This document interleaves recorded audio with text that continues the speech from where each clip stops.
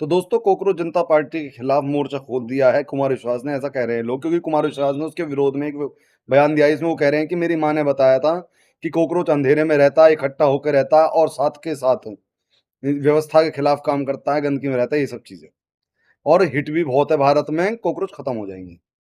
तो बिल्कुल सही कहा था कुमार विश्वास जी की जो माता जी थी उन्होंने, क्योंकि एक कोकरोच वो था जिसका नाम भगत सिंह था, जो कि अंधेरे में रहता था। पता किसके अंधेरे में? जो अंधेरा भारत में कायम किया गया था ब्रिटिश सरकार के द्वारा।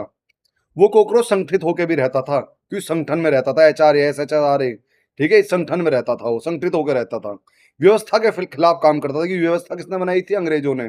और उस पूरी व्यवस्था के खिलाफ काम कौन कर रहा था? भगत सिंह, ठीक है।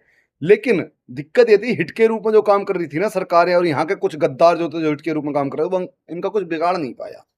ये अपने हर काम में सफल हो गए।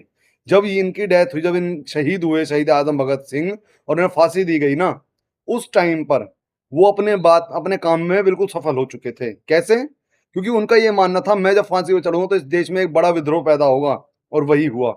उनकी हत्या के बाद इस देश में एक ऐसा विद्रोह खड़ा हुआ कि गांधी जी की अगुवाई में लोग अंग्रेजों के खिलाफ खड़े हो चुके थे, पुरजोर थे। और अंग्रेज, हम लोग कहते हैं कि इसलिए गए देश छोड़ के क्योंकि हिटलर ने इन्हें कमजोर कर दिया था।